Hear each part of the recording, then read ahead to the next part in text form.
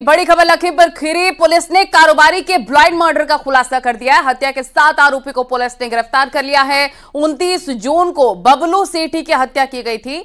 Police के मुताबिक बबूली के दोस्त बलजिंदर सिंह ने महज 1 लाख रुपए के लिए हत्या की साजिश रची। नेपाल और मेरठ के बदमाशों से घटना को अंजाम दिलवाया। दरअसल बलजिंदर सिंह से बबलू अपनी गाड़ी का बकाया 1 लाख रुपए मांग रहा था। बलजिंदर ने अपने 2 दोस्तों लखविंदर सिंह और जस्सी के साथ मिलकर नेपाल से पेशेवर हत्यारे से संपर्क किया। करीब 2 महीने तक बबलू की रेकी की गई। बदमाशों ने घर में घुसकर बबलू सेठी के हाथ पैर बांधे और तकिए से मुंह दबाकर मौत के घाट उतार दिया। इस दौरान बलजिंदर सिंह दरवाजे पर खड़ा निगरानी करता रहा। पुलिस ने सीसीटीवी फुटेज की मदद से कड़ियां जोड़ते हुए इस ब्लाइंड मर्डर का खुलासा कर दिया है।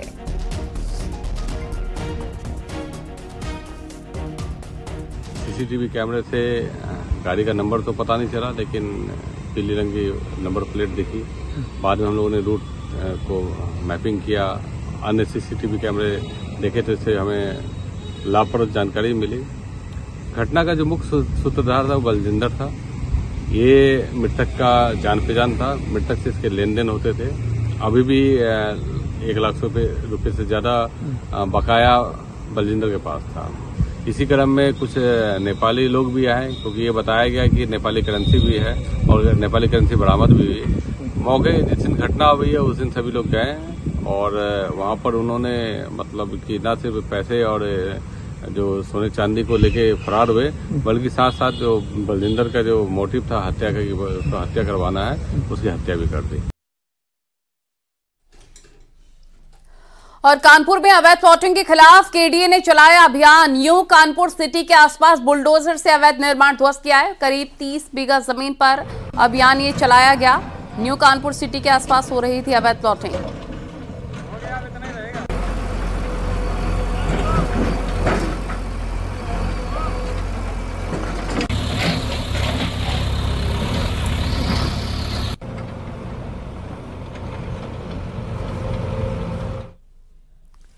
आगे बढ़ते हैं। बागपत पुलिस ने झूठी लूट का खुलासा किया। पुलिस ने लूट की शिकायत करने वाला पुलिस की हिरासत में। दरअसल 5 दिन पहले एक युवक ने पुलिस से शिकायत की थी कि बदमाशों ने गन पॉइंट पर उसके साथ 2 लाख की लूट की और पत्नी के सोने के कुंडल भी लूट लिए। साथ ही पुलिस ने जब जांच की तो सच सामने आया। पुलिस ने जब हिरासत में लेकर शख्स से पूछताछ की तो पता चला सोहनवीर ने बैंक से 6 लाख के करीब लोन ले रखा था, जिसकी किस्त 36,000 रुपए महीना उसे जमा करनी थी। सोहनवीर किस्त की रकम नहीं चुका पा रहा था, इसीलिए उसने झूठी लूट की कहानी रची।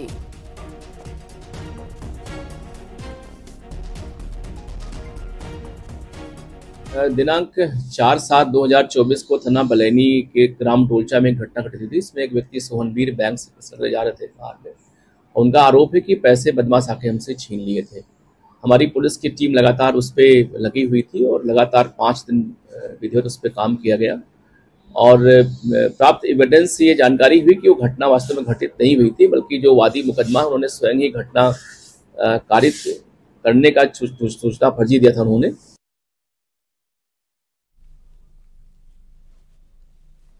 बाबा सूरजपाल के समर्थकों की धमकी। समर्थकों ने दी मरने मारने की धमकी। समर्थकों ने कहा कि बाबा पर हाथ डाला तो होगा आंदोलन। सूरजपाल के समर्थकों ने अलीगढ़ के आश्रम में बैठक की है।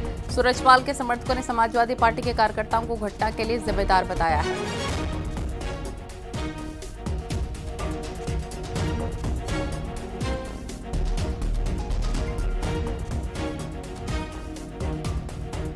कहाँ पर मौजूद है आप इस वक्त? वहाँ पे भोले बाबा आश्रम पर। अच्छा, बैठक में क्या निर्णय लिया गया है? बैठक में लिया है, देखिए पाखंडी बाबा पे आरोप लगा रहे हैं, बाबा निर्दोष हैं। निर्णय ये लिया है अगर बाबा पे कोई भी बात होती है बाबा जी से, तो हम बिल्कुल रोड पे खड़े होकर के आएंगे और बिल्कुल मरेंगे और मारेंगे। मैं इस टाइम पर नगला मान सिंह बाबा भोले के आश्रम पे हूँ। बैठक किस लिए की गई है? बैठक इसलिए कही कि जो बाबा के खिलाफ यानी सरकार और ये जो पाखंडी ये जो उपद्रव पैदा कर रहे हैं उनके बाबा के खिलाफ यानी आरोप लगा रहे हैं। इन आरोपों को न लगाए सरकार, न इनको इसलिए करिए। हमने बाबा को कोई इसमें दोष नहीं है, इसे जनता लगा रही है दोष। बाबा की कोई गलती नहीं है, बाबा को निर्दोष साबित करना चाहिए। आप उस वक्त वहाँ पर मौजूद थी? हाँ मौजूद थे। आश्रम में ये भगदड़? हाँ मौजूद थे हम। ये तमाम लोग मेरे साथ मौजूद हैं और मेरे साथ कुछ और भी लोग मौजूद हैं, मैं उनसे जानकारी लेना चाहूंगा। आप क्या कहेंगे? मैं कहना चाहता हूँ बाबा बिल्कुल निर्दोष हैं। जिसमें जो भीड़ भगदड़ हुई है इसमें समाजवादी पार्टी के कुछ उपद्रवी लोग उसमें इकट्ठे हुए थे, उन्हों की वजह से यहाँ पर भीड़ में भगदड़ मची और लोगों की जान गई है। इसमें सरकार और प्रशासन दोनों का ही दोष है। उन्होंने प्रशासन को कम तरीके से भेजा, 69 पुलिसकर्मी भेजे थे, उनसे क्या होता है 80,000 लोगों में कम से कम 700-800 पुलिसकर्मी भेजने थे। क्या नाम है आपका? मेरा नाम कुलदीप है।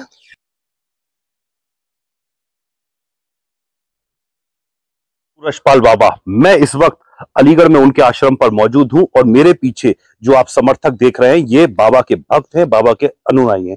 ये तकरीबन पिछले 20 से 25 साल से बाबा से जुड़े हुए हैं और अब इन लोगों का कहना है कि अगर पुलिस प्रशासन या शासन ने बाबा पर हाथ डाला तो इस सड़कों पर उतरकर बड़ी तादाद में आंदोलन करेंगे।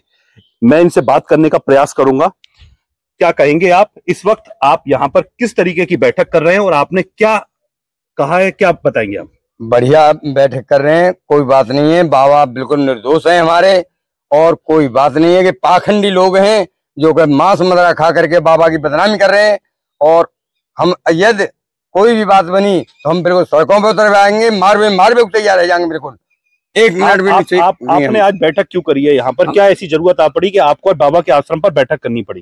हमने बाबा के मन इसलिए बैठक की जरूरत करनी पड़ी, ये सभा हमने इसलिए जोड़ी क्योंकि मतलब यहाँ पे ये जो पाखंडी लोग हैं नई तरह की चर्चा कर रहे हैं कि वो ऐसी है, कि वो ऐसी है, कि वो घटना होती है। इस वजह से हम रोज यहाँ पर रोज करेंगे। हम अभी तो कम है और ज्यादा भीड़ जो दिन पे दिन जो भीड़ जुटाएंगे और उनको जो निर्दोष हैं उनको जो सरकार के खिलाफ हम सरकार उनके खिलाफ कार्रवाई सरकार के खिलाफ हम बोलेंगे। क्या क्या चाहते हैं? अगर आप कह हम ये चाहते हैं बाबा पर अगर आप कह रहे हैं कार्रवाई हुई तो सड़क पर उतरेंगे, किस प्रकार से उतरेंगे? बाबा निर्दोष है। बाबा भाई जो निर्दोष है, पहले भी निर्दोष थे, आज भी निर्दोष है और निर्दोष रहेंगे। बाबा को कोई दोष नहीं है उसमें।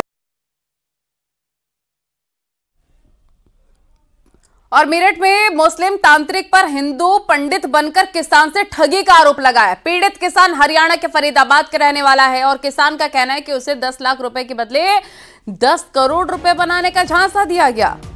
जब अपने 10 लाख रुपए वापस मांगे तो जान से मारने की धमकी दी। किसान ने एसएसपी से मामले की शिकायत की। पीड़ित के मुताबिक तांत्रिक के कहने पर उसने अपनी जमीन बेचकर 10 लाख रुपए दिए। तांत्रिक ने पंडित बनकर घर में पूजा पाठ करवाई, अनुष्ठान करवाया।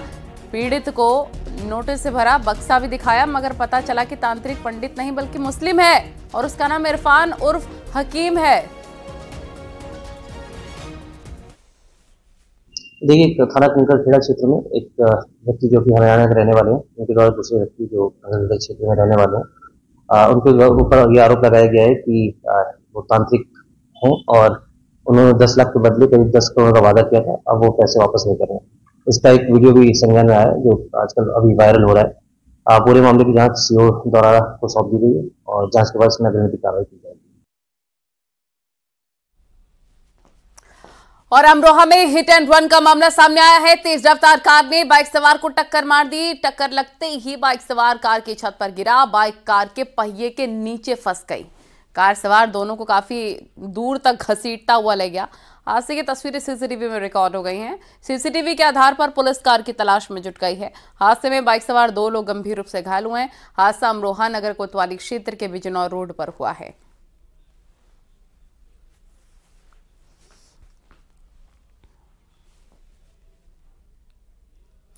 कानपुर देहात में एक युवक की धारदार हथियार से हत्या कर दी गई। खून से लथपथ शव चारपाई पर पड़ा मिला। शिवशंकर के सिर और गर्दन पर धारदार हथियार से वार किए गए। परिजन गांव के ही लोगों पर प्रधान चुनाव की रंजिश को लेकर हत्या का आरोप लगा रहे हैं। शिवशंकर का प्रधान चुनाव को लेकर गांव के ही ब्रिजमोहन से विवाद था। घटना रसूलाबाद कोतवाली क्षेत्र के चतुर्नीवादा गांव की है। पुलिस मामले की जांच कर रही है। फोरेंसिक टीम द्वारा घटनास्थल से सारे साक्ष्य संकलित कर लिए गए। पंचायतनामा की कार्रवाई पूर्ण कर पीएम हेतु डेड बॉडी को डिस्ट्रिक्ट मोर्चरी भेजा गया है। घटनास्थल का समस्त उच्चाधिकारियों द्वारा निरीक्षण किया गया है। अभियोग पंजीकृत हो चुका है। घटना का सफल अनावरण हुआ है। अग्रिम विवेचनात्मक कार्रवाई शीघ्र पूर्ण की जाएगी। लॉ एंड ऑर्डर की कोई समस्या नहीं। और दिल्ली पुलिस की क्राइम ब्रांच टीम ने इंटरनेशनल किडनी ट्रांसप्लांट रैकेट का पर्दाफाश कर दिया है और इस पूरे मामले में महिला डॉक्टर सहित 7 आरोपी को गिरफ्तार भी कर लिया है। और आरोप के मुताबिक दिल्ली और साथ ही साथ नोएडा के नामचीन हॉस्पिटल के डॉक्टर और कर्मचारी इस रैकेट में शामिल हैं। बताया जा रहा है कि अब तक 500 लोगों को ट्रांसप्लांट किया गया है और इनमें से कई आरोपियों का बांग्लादेश से कनेक्शन सामने आया। पुलिस ने इनके पास से किडनी ट्रांसप्लांट के मरीजों की जाली फाइलें, जाली Aadhaar card, pen drive, hard disk, 2 laptop, 8 mobile जब्त किए हैं। आरोप के मुताबिक इन लोगों को भारत में नौकरी दिलाने के लिए बांग्लादेश से लाया जाता था और किडनी देने के जबरन दबाव बनाए जाते थे। इस मामले में अब हॉस्पिटल की भूमिका की भी जांच की जा रही है। दिल्ली एनसीआर में किडनी का अंतर्राष्ट्रीय प्रत्यारोपण नेक्सस चल रहा था, उसका भंडाफोड़ किया गया है।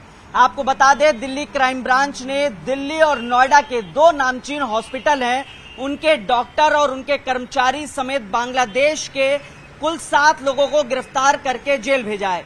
आपको बता दें, करीब 500 लोगों का पिछले कई वर्षों में ट्रांसप्लांट किया गया और इसमें खास बात यह है कि बांग्लादेश से डोनर नौकरी के नाम पर बुलाया जाता था, उसके बाद उसका पासपोर्ट जब्त किया जाता था और पासपोर्ट जब्त करने के बाद प्रेशर बनाया जाता था कि किडनी ट्रांसप्लांट की जाए, उसके बाद ही नौकरी मिलेगी। लिहाजा इस तरीके से जबरिया किडनी ट्रांसप्लांट कराया जाता था और यह किडनी का ट्रांसप्लांट दिल्ली और नोएडा के नामचीन हॉस्पिटल में होता था। आईसी यूनिट क्राइम ब्रांच ने एक जो इंटरनेशनल किडनी रैकेट जो हमने पकड़ा है, इसमें 7 लोग गिरफ्तार किया है। इसमें बांग्लादेशी नेशनल्स इन्वॉल्व थे, जो कि पेशेंट भी बांग्लादेशी होते थे, डोनर भी बांग्लादेशी होते थे। तो इनका जो मास्टरमाइंड था रसेल और उसके 2 साथी वो गिरफ्तार हुए। उनका एक इंटरप्रेटर दोस्त जो इंडियन था और एक डॉक्टर और उनके 2 डॉक्टर के स्टाफ। तो टोटल 7 हमने गिरफ्तार किए हैं जो कि ये किडनी रैकेट में इन्वॉल्व थे। ग्रेटर नोएडा के सूरजपुर में शकुंतलम लैंडक्राफ्ट की 1200 एकड़ जमीन को वन विभाग ने सील कर दिया है। शकुंतलम लैंडक्राफ्ट पर इस जमीन पर लगे करीब 1000 पेड़ बिना अनुमति के काटने का आरोप है। शकुंतलम लैंडक्राफ्ट ने इस जमीन को नीलामी में खरीदा है। शकुंतलम बिल्डर इस जमीन पर इंडस्ट्रियल पार्क डेवलप कर रहा था। ग्रेटर नोएडा के सूरजपुर में शकुंतलम लैंडक्राफ्ट की जमीन को सील कर दिया गया है और इस समय हम वहीं पर मौजूद हैं। आपको बता दें कि ये जो एरिया है ये पूरी तरीके से डेवू कंपनी के पास था, 1200 बीघे में है और इसको डेवू कंपनी जब दिवालिया घोषित हुई थी इसके बाद इसको शकुंतलम लैंडक्राफ्ट ने खरीदा था और यहां पर बताया जा रहा है कि औद्योगिक जो पार्क है उसका निर्माण किया जा रहा था और इस दौरान 1000 के आसपास पेड़ काटे गए थे जिसकी अनुमति नहीं ली गई थी। यहां पर शिकायत की गई थी, मौके पर रेंज अफसर और तमाम अधिकारी भी पहुंचे थे, कुछ साक्ष्य भी मिले थे। 100 के करीब पेड़ मौके पर कटे हुए मिले थे, लिहाजा इसको नोटिस दिया गया था।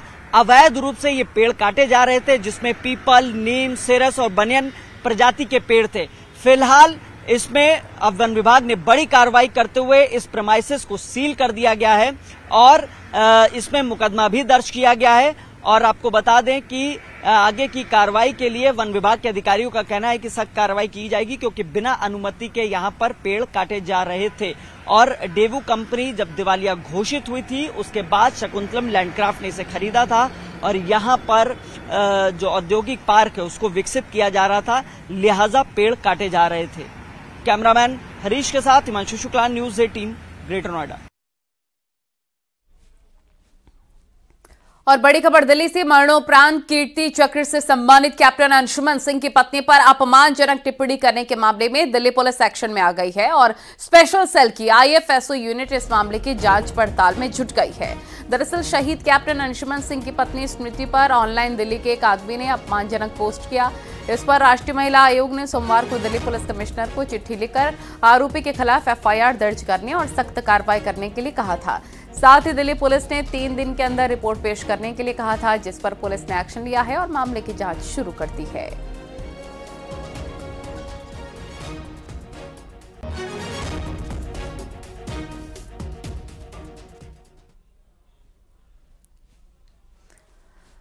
तो शहीद कैप्टन अंशुमन को मरणोपरांत कीर्ति चक्र मिलने के बाद उनकी पत्नी की हिम्मत और जज्बे की चर्चा सोशल मीडिया पर शुरू हुई और इसी चर्चा के बीच एक शख्स ने उन पर ऐसी भद्दी टिप्पणी की जिसे ना तो हम बता सकते हैं आपको, ना ही दिखा सकते हैं। और इसी पूरे मामले में अब एक्शन हुआ है। अहमद नाम के आदमी पर शहीद की पत्नी का अपमान करने का यह पूरा मामला है और ये देश इसे बिल्कुल सहने वाला नहीं है। इस शख्स की आईडी जरूर हम आपको दिखा रहे हैं कि इसी शख्स के द्वारा यह अभद्र टिप्पणी की गई थी जिस पर एक्शन हुआ है।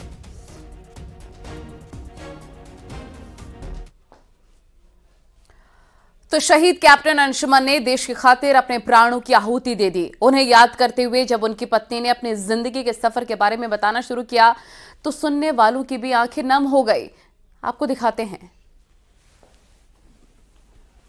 So we met on the first day of college and I would not be dramatic but it was love at first sight, and after a month he got selected into AFMC. We met in an engineering college, he got selected in a medical college, so super intelligent guy.